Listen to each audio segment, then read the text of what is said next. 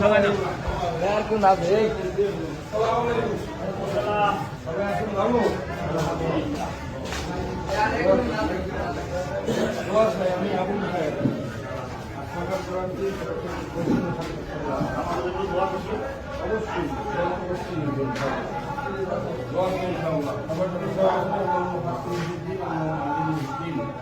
ইসলাম দেশ মানবতার পক্ষে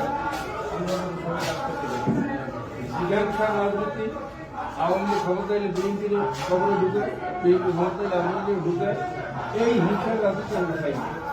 সমাজটা চাই আমরা একটা সমতা, সবাই যেন সচেতন বসবাস করতে পারে। ক্ষমতা যারা থাকবে তারা সবার সুবিধা ভোগ করবে, বাকি 70% জনগণ একটু বঞ্চিত। এই 53 বছরের পুরুষিত এই বিষাক্ত রাজনীতি আমরা বিদায় করতে চাই। এই জন্য সবার সহযোগিতা দরকার। আসসালাম।